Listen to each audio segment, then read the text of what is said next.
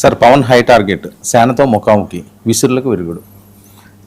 పవన్ కళ్యాణ్ విసురులకు విరుగుడు ఒకటి అవసరంగా ఉంది కదా, మన దృష్టికి చాలా వచ్చి. ఇప్పుడు ఉదాహరణకు విజయ్ గెలిచినప్పటి నుంచి విజయ్ ముఖ్యమంత్రి అయ్యాడు, పవన్ ఏదో వెనకబడిపోయారు. పవనే కాదు, అంతకుముందు కూడా ఇలా జరిగింది.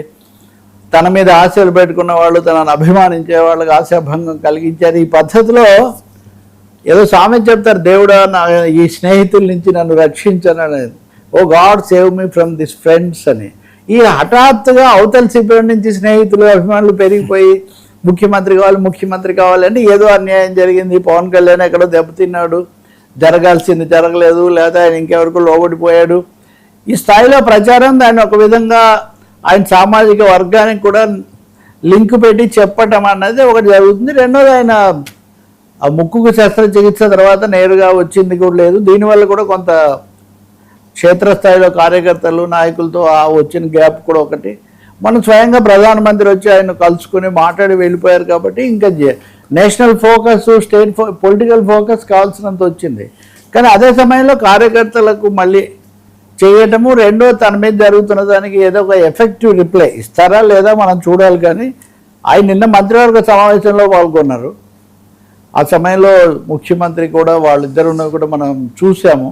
చాలా విషయాల్లో ఇప్పుడు ఉదాహరణకు ప్రధానమంత్రి మోదీ ఈ కాన్వాయిలు తగ్గించుకోవాలి, పెట్రోల్ ఖర్చులు తగ్గించుకోవాలి ఇది అన్నప్పుడు పవన్ కూడా తనకి సగం తగ్గించుకోమని చెప్పారు. మామూలుగానే ఆయన ఉప ముఖ్యమంత్రి కాకపోయినా ఆయన చాలా పెద్ద సెక్యూరిటీ సెటప్ ఇవన్నీ చాలా ఉంటాయి ఆయనకు, అవి కూడా తగ్గించుకోమని ఆయన చెప్పారని. అలాగే ఆ మధ్య అటవీ శాఖ బాగా వెనకబడిపోయిందని సమాచారం వచ్చింది.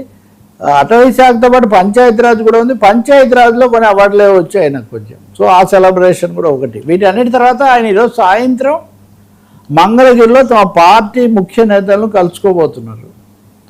ముఖ్య నేతలను కలుసుకోవడం ద్వారా హై టార్గెట్ ఏదో ఫిక్స్ చేస్తారు. హై టార్గెట్ ఏంటంటే ఇదివరకే సభ్యత్వం గురించి ఒకటి చెప్పున్నారు.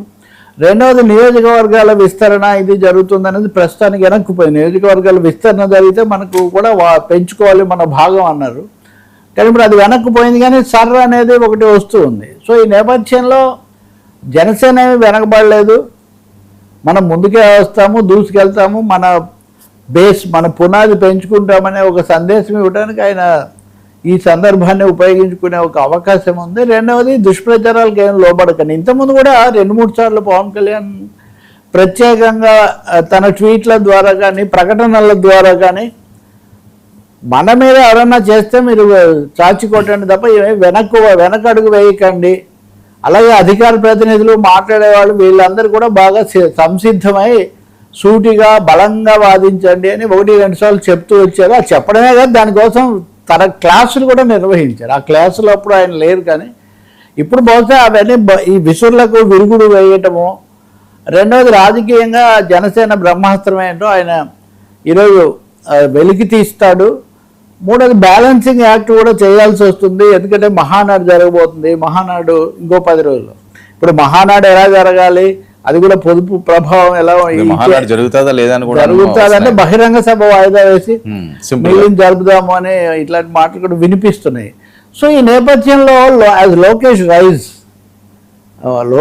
ఎదుగుదల అది అట్లా కనపడుతున్నప్పుడు అందరూ పవన్ కళ్యాణ్ చేస్తున్నప్పుడు తన నుంచి కూడా ఏదో బలమైన లోకేష్ పేరు తీసినా తెగిపోయినా అక్కడ సుహృద్భావం ఎట్లాగూ తప్పదు కాబట్టి ఆయన మెసేజ్ ఇస్తారు అని.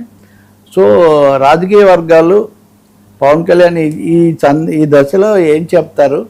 రెండో దక్షిణ భారతంలో నిజంగానే మిగిలిన విషయాలు ఎలా ఉన్నా విజయ్ ఇదంతా అయిన తర్వాత మళ్ళీ కొంచెం దక్షిణ భారతంలో మళ్ళీ పునర్ దిశానిర్దేశం ఏదో చేయాల్సిన అవసరం కూడా ఉంటుంది. రెండోది మోదీని కలిశారు కదా, దాని నుంచి ఏం చెప్తారు, దాని గురించి మోదీ తనకు ఏం చెప్పారు, లేకపోతే మోదీ సందర్భంలో తనకు వచ్చిన ఆలోచనలు ఏంటి, ఎన్డీఏగా జనసేనగా ఏపీలో కూటమిగా తెలంగాణ రాజకీయాలకు తెలంగాణలో పాత్ర ఇచ్చారు అడుగుతారు అని అది కూడా ఒకటి వచ్చింది. సో ఇవన్నిటికీ చాలా ప్రశ్నలకు ఈరోజు ఆయన జవాబు చెప్పొచ్చు.